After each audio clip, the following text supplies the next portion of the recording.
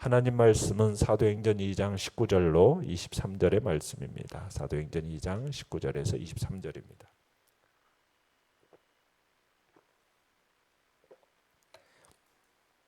우리 한 목소리로 사도행전 2장 19절로 23절 같이 읽겠습니다. 시작.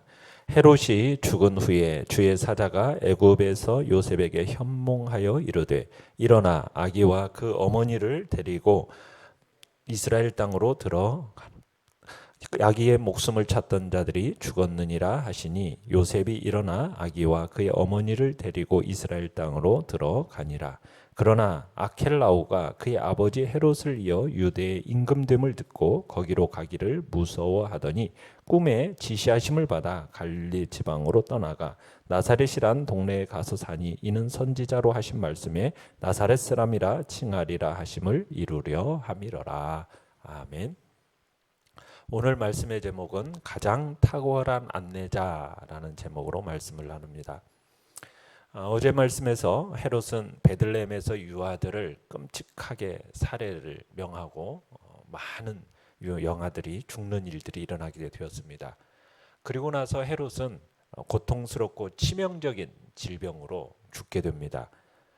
여리고의 자기 궁전에서 69세라는 나이로 죽게 되는데요. 역사적인 기록에 의하면 헤롯 대왕은 BC 37년에 왕위에 올라서 BC 4년에 죽었다고 합니다. 그러니까 예수님이 탄생하신 때가 BC 5년 말이나 BC 4년 초라고 한다면 예수님의 도피 기간은 그리 길지 않았던 것으로 보이는 거죠. 길어야 1년이었던 겁니다. 따라서 우리는 헤롯이 왕위를 지키기 위해서 죄 없는 아기들을 어린 아기들을 무참하게 살해하면서 발부동친 그 기간은 결국 몇 개월에서 1년 정도밖에 되지 않았다라는 얘기입니다. 그토록 잔인하게 메시아를 핍박했던 헤롯, 얼마 살지 못하고 결국에는 이내 죽고 말았던 거죠. 하지만 하나님은 여전히 살아계셔서 주의 사자를 통해서 요셉을 인도하고 계셨습니다. 헤롯이 죽은 후에 주의 사자가 다시 요셉에게 현몽을 하고 있습니다. 내용관찰문제 1번을 보시면은 헤롯이 죽은 후 주의 사자가 요셉에게 지시한 것은 무엇입니까? 자, 주의 사자가 요셉에게 뭐라고 얘기하고 있습니까? 아기와 그의 어머니를 데리고 이스라엘 땅으로 가라. 다시 이스라엘 땅으로 갈 것을 지시하고 있습니다. 데려올 것을. 그러니까 아기의 목숨을 찾는 자들이 죽었다는 겁니다. 일어나서 아기와 그의 어머니를 데리고 이스라엘 땅으로 돌아가라고 지시하고 있는 겁니다.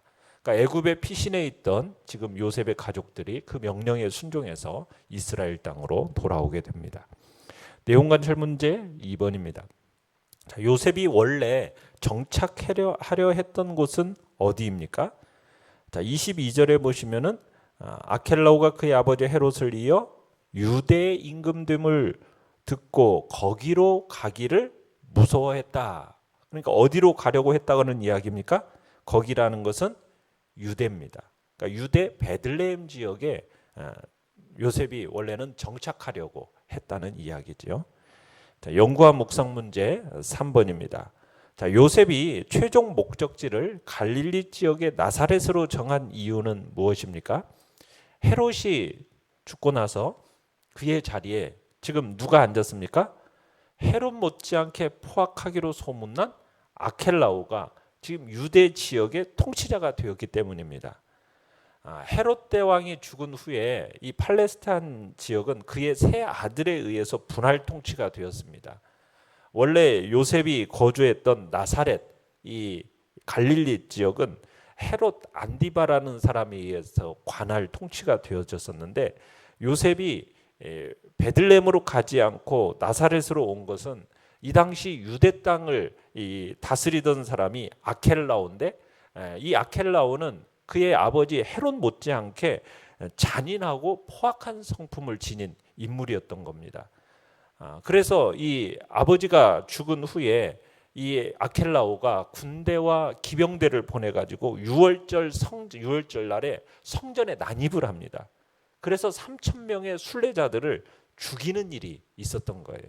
그러니까 요셉이 그런 이야기를 들었던 거죠. 그런 아켈라오가 유대의 통치자가 되었다는 소식을 듣고 나서 두려워서 이 베들레헴 지역으로 가는 것을 가지 않고 대신 나사렛으로 가게 된 겁니다. 자, 그렇게 두려워하고 있던 그때 22절에 보니까 이때 또 주의 사자가 다시금 요셉에게 나타나서 갈릴리 지역으로 가라고 이야기합니다. 그러면서 나사렛에 정착할 것을 이 또 주의 사자가 지시를 하는 거죠. 유대 베들레헴에 비하면은 이 갈릴리 나사렛이라는 지역은 변방의 시골입니다. 그러니까 나사렛은 사람의 주목을 끌만한 어떤 역사나 전통이 있는 마을이 아니에요. 무명의 마을입니다. 뿐만 아니라 이 나사렛이라는 동네는 이방인들이 섞여 살던 갈릴리 근처에 있었기 때문에 이 나사렛에 살던 사람들은 사실상 이방인과 같이 취급을 받았습니다. 그래서 당시 유대인들은 나사렛에서 무슨 선한 것이 나올 수 있겠느냐라는 그런 이야기가 있을 정도의 그런 정서가 바로 이 나사렛에 대한 정서입니다. 그래서 당시 나사렛 사람이라는 이 용어 속에는 일종의 경멸적인 의미가 담겨 있었어요. 그러니까 요셉은 하나님의 지시에 따라서 이 나사렛에 정착하게 되는 겁니다.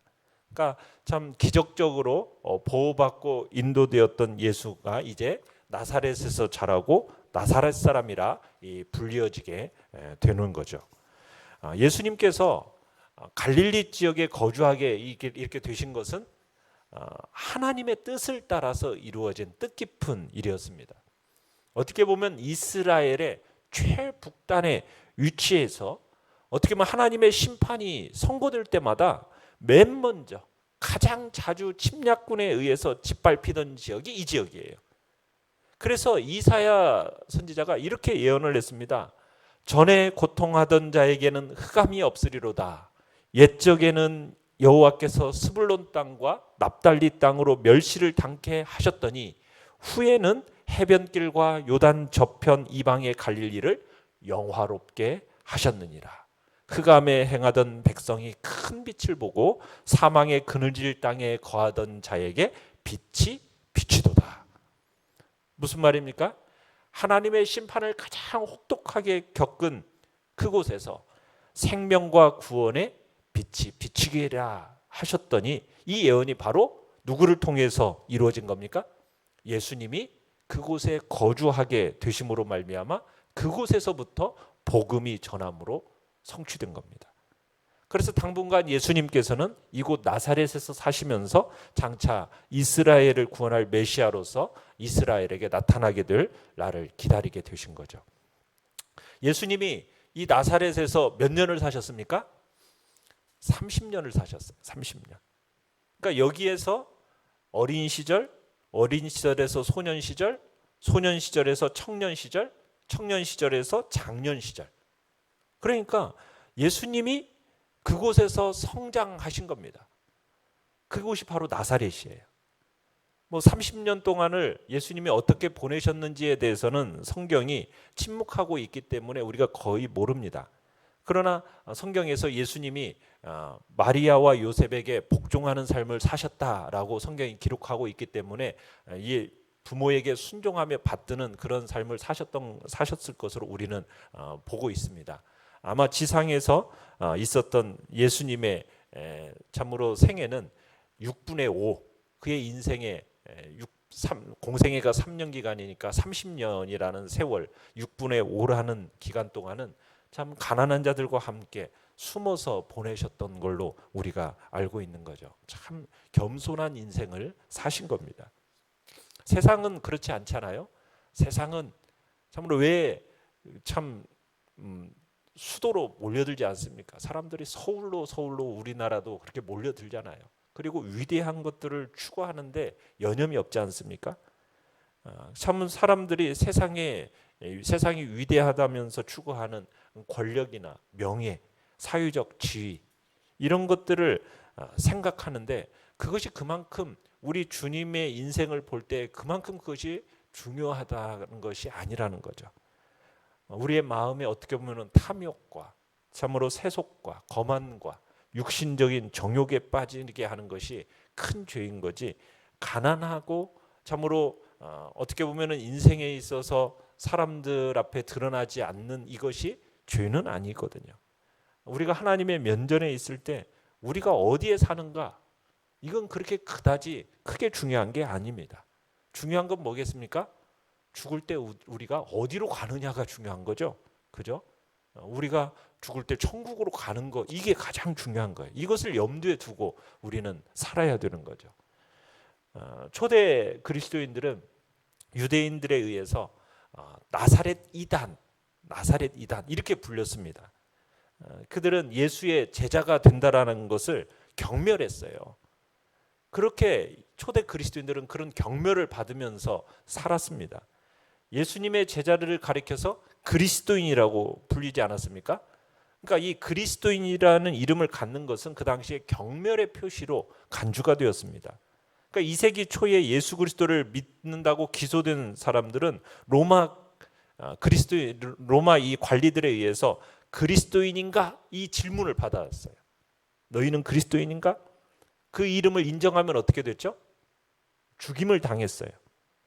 그러니까 초대교회 박해 시기에는 그리스도인이라는 이 용어가 사용되어졌는데, 이 그리스도인이라는 용어의 사용은 뭘 의미하는 겁니까?